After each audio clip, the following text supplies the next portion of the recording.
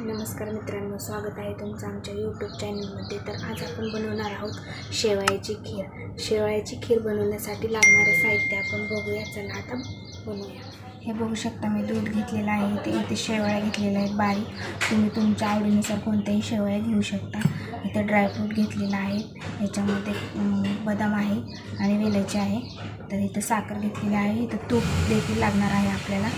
आणि आता आपण हे सगळं साईडला ठेवूया आणि ह्याच्यामध्ये आपण इलायची बारीक कुटून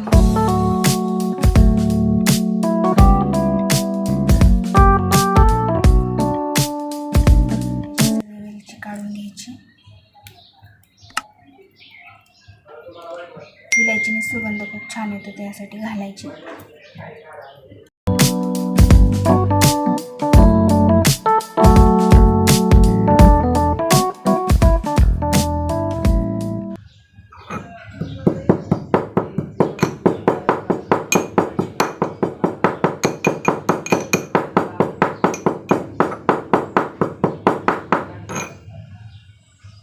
बारीक नाही झाली तर याच्यामध्ये थोडीशी आपण साखर देखील घालू शकतो.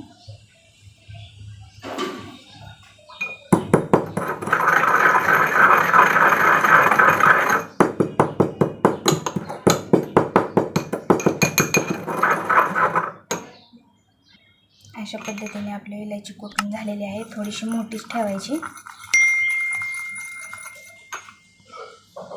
आता आपण कढई गरम करण्यासाठी ठेवून घेऊया.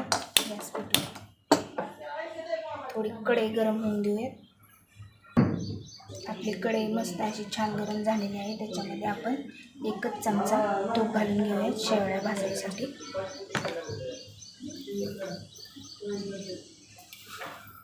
त्याच्यात आपण शेवया टाकून घेऊया. थोड्याशा भाजून घ्यायच्या आहेत. ऑप्शनल आहे, नाही भाजल्या तरी चालतात, पण ह्याने चव खूप छान येते. त्याच्यामुळे थोडंसं 1 चमचा तूप घालून थोड्या भाजून घ्यायच्या.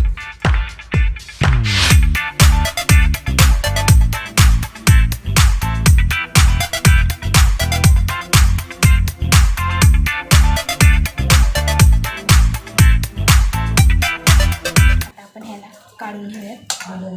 जास्त पण भाजू द्यायचे नाही, नाहीतर आपल्या शेवया करपून जातात, मग खायला देखील टेस्ट लागत नाही.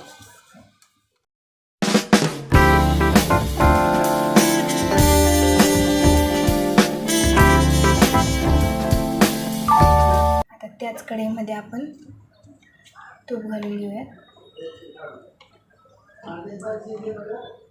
ड्रायफ्रूट भाजून घेण्यासाठी 2-3 चमचे घातलेला आहे मी तूप. तर याच्यामध्ये आपण टाकूयात हे ड्रायफ्रूट. थोडे लालसर रंग येईपर्यंत भाजून घ्यायचे.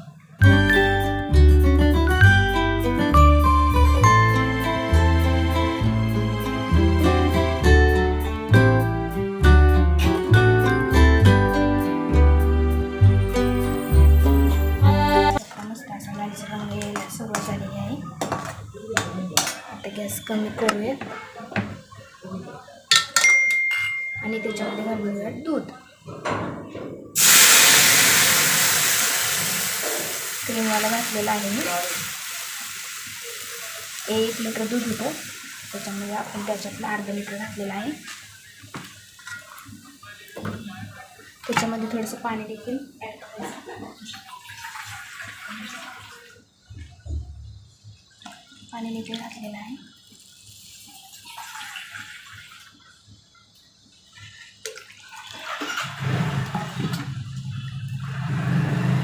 गॅस आपण फुल करायचा आहे. त्याच्यामध्ये घालायची साखर. साखर तुम्ही तुमच्या आवडीनुसार घालू शकता, कमी जास्त तुम्हाला जसं हवे तसं. आता ह्याला हलवत राहायचं, उकळी येऊन द्यायची.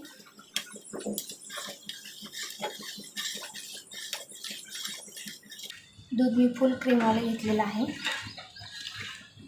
त्याच्यामुळे त्याच्यात मी पाणी घातलेलं आहे. तर आपलं ते शेवया शिजताना ते पाणी आटून जातं आणि दूधच राहतं, त्याच्यासाठी मी पाणी घातलेलं आहे.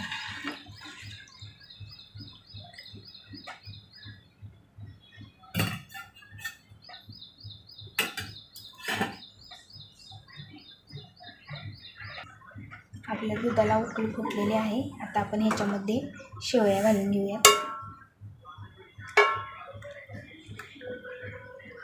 अशा पद्धतीने आता ह्याला ह्याच्यामध्ये विलायची पण घालून घेऊ कुटलेली. आपण मस्त हलवून घ्यायचं आहे.